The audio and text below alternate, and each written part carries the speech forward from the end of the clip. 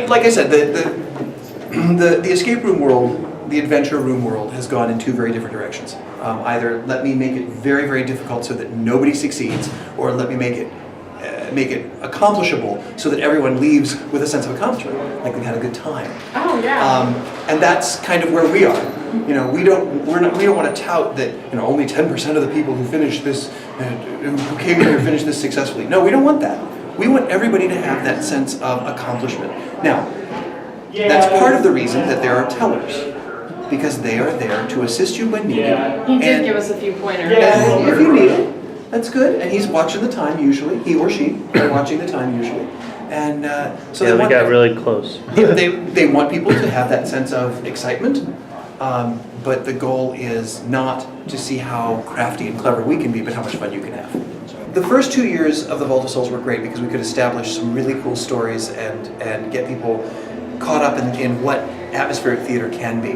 This year, the year of the release, we were able to take what our guests suggested, because a lot of our guests said, you know, we love what we're doing, we love what it's all about, but we really want to learn more about certain characters. We want to learn some specifics, and we also want a sense of finality, that it's like we definitely have accomplished something, we've achieved something.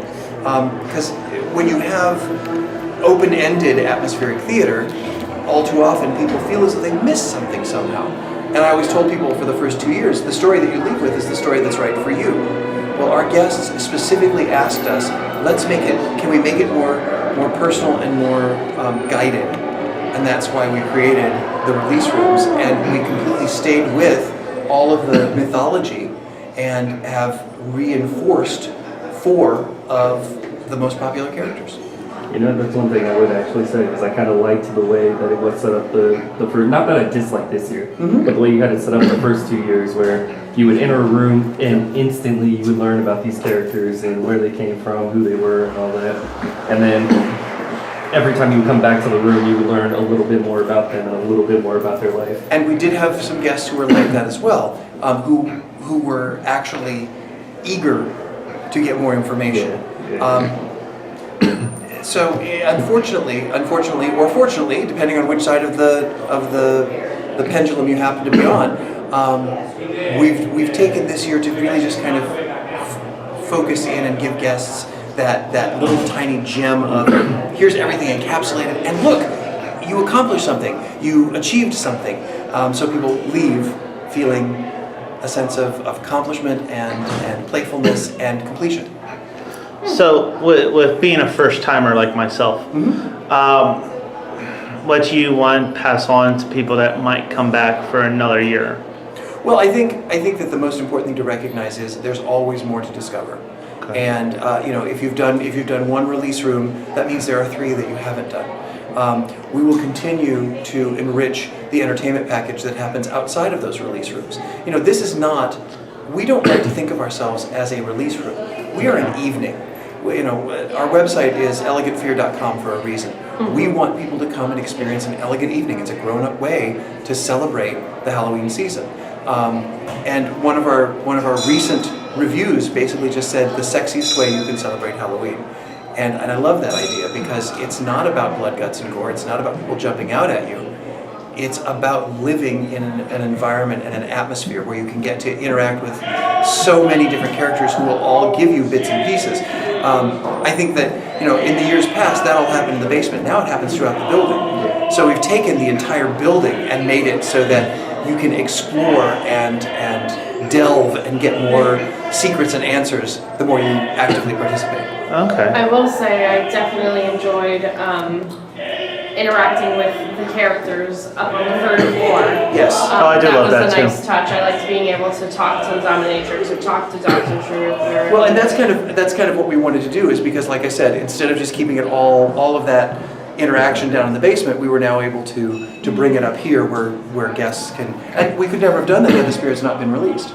So that's a good way to lead into this year's Halloween. You know, I see the benefits now especially with the escape rooms, the release rooms. The release rooms is that they do have escaping qualities, but like I said, they're not designed so that you have to translate something from, you know, ancient Egyptian. You can it's more like a series of tasks, and it's based on a trend that is becoming more and more popular, and that is what are called adventure rooms. And there are several different companies throughout the country and now throughout the world who are using that kind of approach. So it's not how hard is it, it's how much fun is it? Yeah. And that's what we're all about. The lady of the night. Come along, Wisteria. Hello, my dears. You did a very good job tonight.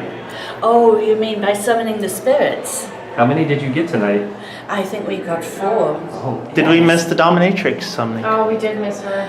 You missed the dominatrix, so don't worry. I'm going to channel her a bit later for you. Okay. We may or may not be. We might go see the release rooms. Very good. Well, again, like I said, there's always more to discover. I'm looking forward to seeing how this plays out for next year, because it'll be a real treat. Yep, and years to come. Let's hope. From Well, your if mouth you- to God's ear. If you saw year 1, and from year 1, I said year 1 was by far my absolute favorite haunted attraction was the Vault of Souls. Year 2, I said it's going to go down and I'm going to be disappointed as hell because there's no way. And you somehow managed to pull that up and it elevated even more than it was. Thank you. Thank you very much. We do try to reinvent. We do try to, and we were able, our challenge this year was to reinvent without abandoning our initial mythology. You know, we wanted to make certain that we held true to what people fell in love with when they came to the event, and found new ways to take that same basic story and tell it in different ways. And so I think that's going to be the key to our success as we move forward. So we always had the same spirits? Or gonna Some be of the different same ones? spirits. There are some new ones this year that have come out of the woodwork that we don't know quite where they came from. Well, That was a good question. well, there was There were 2. kids, Yeah, but there they were were bad kids. kids. John Robert was a character actually Was he? last year. John Robert was there. Actually, all 4 of the released characters. Because Okay. basically, the reason they have chosen to be released is they discovered a loophole in their contract with the Vault of Souls from 94 years ago, and that said if any of the spirits remained in the ritual for 95 years, they would be trapped there for all eternity. And the only way to be released is if a team of the living perform a series of tasks. And so that's why they have decided this year, this being bank opened in 1923, this being year number 94, those 4 wished to get out now. Now there may be other characters, other spirits in the future who wish to find their way into this plane of existence. There may, this may be the swan song of these 4 characters, or they may decide that they're going to reside above ground in this building for a while. We just don't know. We'll find out what happens with this. I love how you put history with your Halloween. That's definitely a good tie-in. I didn't know the bank was open that late. Yes, actually the building that we are standing in right now, they broke ground in 1919 and opened in 1923. And the reason the Vault of Souls, the reason we were able to create the mythology was based actually on a quote by the original bank president, a gentleman, Really? a gentleman by the name of James Arthur Griffin. And basically he said that this bank would always provide the next level of service for their guests. And we decided that in the 1920s, the next level of service might be a place to store your soul if you were concerned that your afterlife wouldn't be particularly good. Man, in depth with this. This is Oh, awesome. absolutely. Absolutely. All the characters are based on characters you would have found in 1923. Everything from a dominatrix to, well, all the characters, really. I mean, psychology was just a brand new thing, so Dr. Truth, of course. I found his doctorate hanging on the wall. And so there's all kinds of details there that are all based on reality. And I'm a firm believer that if you can take if you take a story that is going to exist in essence on 3 different floors of an antique building or a vintage building, you might as well use what's already there. Use the real history, because that makes it far more fun. And what's interesting is I've been telling the mythology of this place for so long that now it's hard for me to differentiate what is 100% true and what is fabricated. True. The other thing that's interesting about this space that not a lot of people realize is there are some paranormal groups who feel that this is the 3rd most active paranormal space in the city of Tampa. Really? What are the first two? Number Cuban one, Club. Cuban Club is number one, that is correct, and number two is the Tampa Theater, and this is number three. Okay. So So does the ghost tour stop back here? we do not do a ghost tour here, but there are many, many unexplained stories that have happened here. Can I find this on the internet? You might be able to. You might be able to. So I know this is a really tough question. If you had to pick a favorite, do you have a favorite and No, why? I do not have a favorite. Okay. My favorite is the one that the guests enjoy the most. That is my favorite because that's my ultimate goal. Because I'm not here to entertain myself. I'm here to make sure that you guys are entertained. I have things about each one of the 4 release rooms that I am very, very excited about. I think that technologically the guard is very interesting. I think that thematically the dominatrix is very interesting. I think that from a creep factor, the little boy is very interesting, the child, because there are just a lot of glassy-eyed dolls that are in there. And I think that from an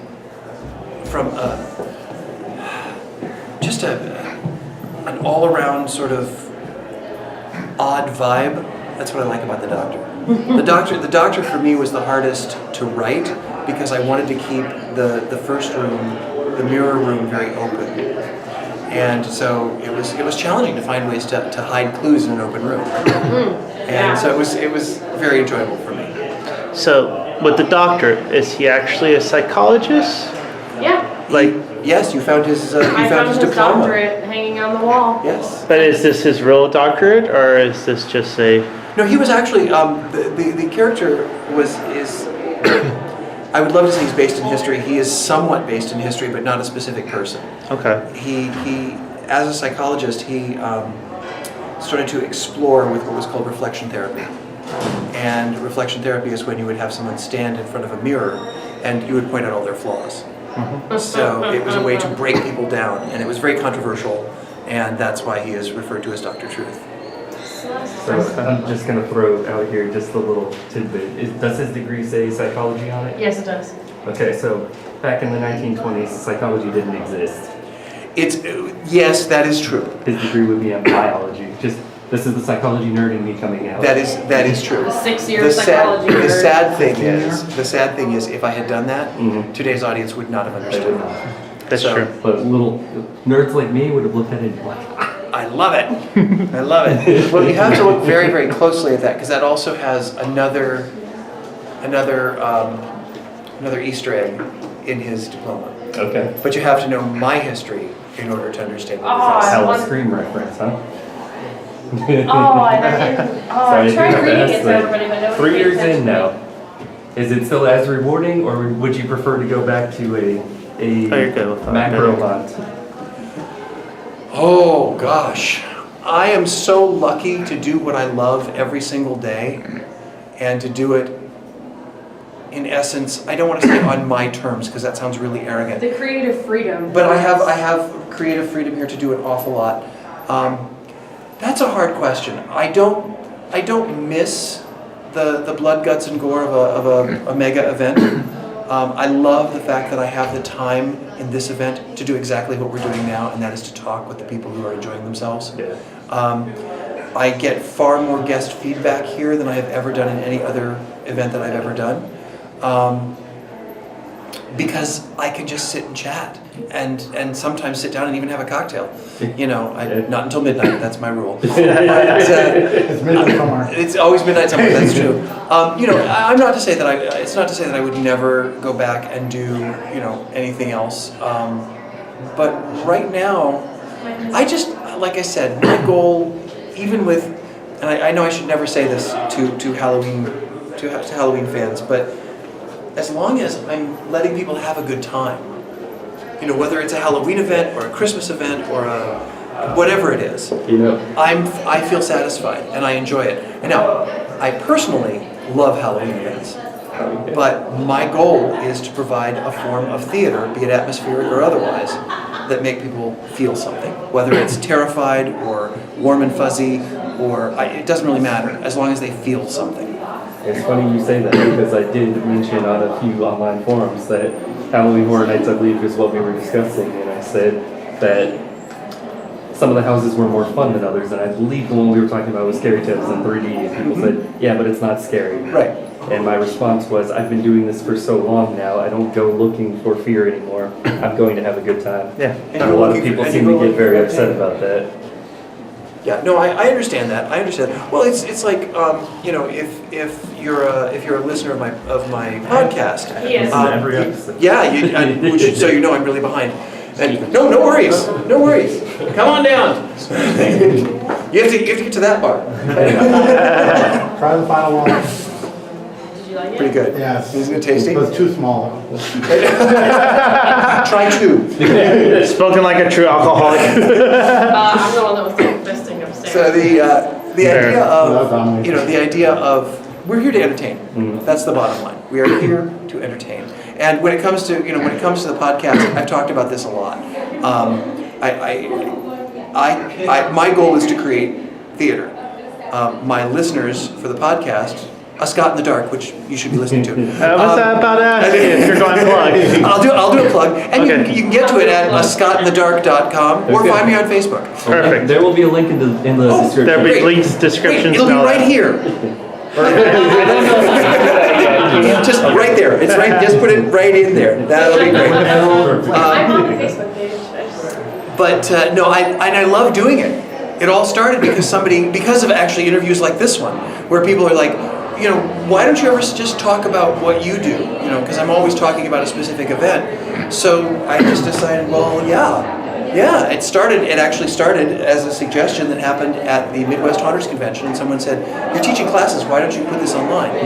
And I couldn't put the exact same classes that I teach because of contractual agreements. But so basically, what I do on my podcast is I decide, here's what I'm going to talk about tonight. And we talk about it for 45 minutes to an hour. The next one coming up actually is going to have a special guest, so Oh, I'm perfect. pretty excited. Come on. Come on down. Come on down. How's the night going? Y'all having a good time? Yes. Excellent. Very good. So my question, Yes. outside of, because I don't know anything about your history outside of the vault and Hallows Street. What do you do outside of the vault? My other clients for Scott Swenson Creative Development are the Florida Aquarium, Tampa's Lowry Park Zoo. I've done work since I left Bush. I've done work for Viking Cruise Lines. I've done work for Cedar Fair theme parks. I've done work for the Tampa Theater. So you do more of like contractual stuff? Pretty much all of it. I mean, even with the Vault of Souls, I am an outside contractor. This is completely owned and operated by the Wilson Company, but they brought me in as the creative director. Nice.